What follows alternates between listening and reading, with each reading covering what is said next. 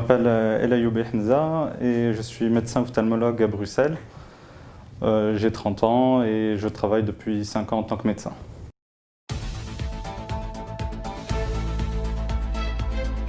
Alors ici, il faut se méfier par rapport aux chiffres avancés, mais on voit que les chiffres doublent de semaine en semaine et on peut donc penser qu'il y a une recrudescence des cas, mais de là à appeler cela une deuxième vague, c'est l'avenir qui nous le dira.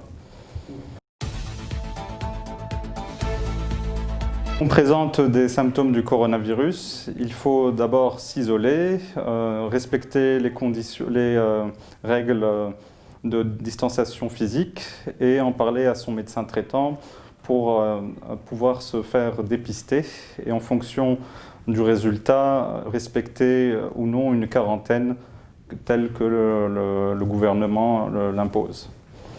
Ensuite, si ce ne sont pas des symptômes liés, bien entendu, au coronavirus, il faut se soigner si c'est un rhume, parce que maintenant on est dans une période où les rhumes peuvent ressortir et ils ont aussi les mêmes symptômes et les mêmes signes que le coronavirus. Et donc, il faut faire la part des choses entre une grippe saisonnière, un rhume ou un coronavirus. Et bien entendu, c'est le test du Covid qui nous permet de différencier ces trois entités. D'accord.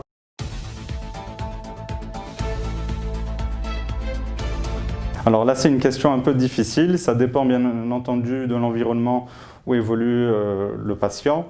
S'il est dans une famille où il y a beaucoup de personnes, je pense que la première chose, c'est que tout le monde puisse porter un masque en sa présence, l'isoler de manière, on va dire, respectueuse et de diminuer les contacts physiques. Même si la personne vous est chère, il ne faut pas la serrer dans ses bras, il ne faut pas faire de bises, il ne faut pas manger à table sans respecter une distanciation, on va dire, même si le chiffre dont on parle, c'est 1,5 m entre chaque individu. Ben, si quelqu'un est dans la même pièce, je ne pense pas que les particules de Covid vont respecter 1,5 m ou 2 mètres de distance. Donc il faut faire le maximum et que tout le monde se protège. Tout à fait.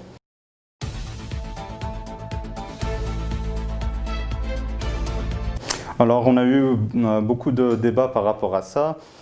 On a eu des molécules qui étaient utilisées dans différents pays, en Belgique, aux États-Unis, même au Maroc. On pensait que c'était le traitement miracle, je fais allusion à l'hydroxychloroquine. Et malheureusement, les études montrent que ce n'est pas une molécule miracle et donc il faut se méfier. Actuellement, les seuls traitements qui pourraient ralentir l'inflammation du Covid, c'est les corticoïdes. Et encore, voilà, c'est juste une inflammation, ce n'est pas un traitement miracle.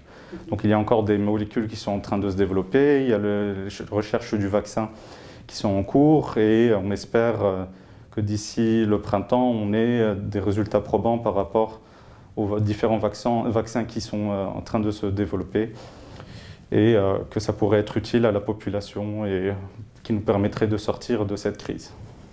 Donc voilà, il y a différents laboratoires qui ont entamé des phases cliniques. Donc c'est la 3e phase qui permet de tester la molécule sur des individus et non pas sur un modèle animal.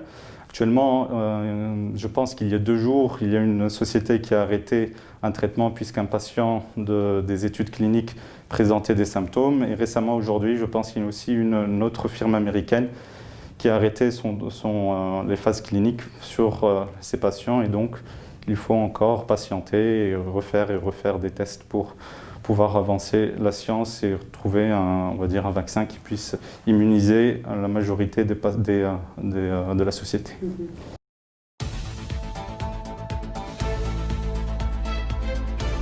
De la conjonctive des tissus qui sont superficiels au niveau de l'œil.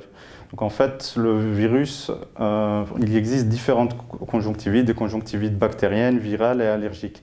Parmi les conjonctivites virales, il y a différents virus qui peuvent donner cette conjonctivite, dont l'un des plus connus, c'est l'adénovirus.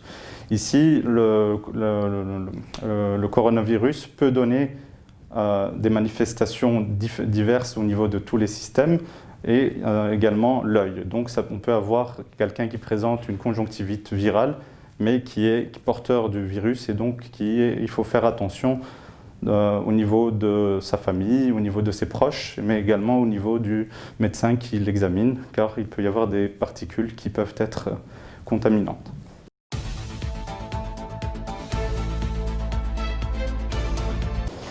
Il ne faut pas pointer, je pense, du doigt la population, une population spécifique, qu'elle soit maghrébine ou autre, de par sa culture ou ses coutumes. Il faut juste leur expliquer et voir en fait quelles sont les solutions à appliquer, notamment diminuer les regroupements familiaux, les fêtes, voilà, donc respecter ici comme en Belgique on parle de bulle sociale, où il ne faut pas dépasser une fréquentation de 4 individus.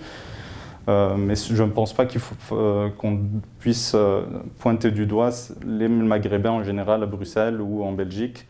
Et donc il faut, je pense, trouver des solutions plus globales sur la population bruxelloise ou ailleurs, on va dire, en fonction des communes atteintes.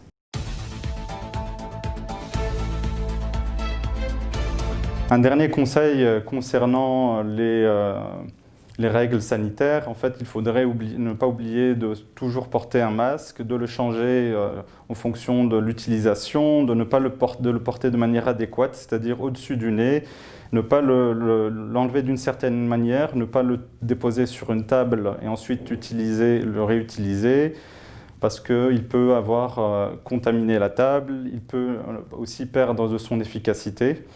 Il faut bien évidemment toujours se laver les mains, désinfecter certaines surfaces de contact où la famille ou les proches ont accès. Et si vous présentez des symptômes par rapport au Covid-19, il faut en parler au médecin traitant, il faut s'isoler et vous faire tester en fonction des conseils de votre médecin traitant.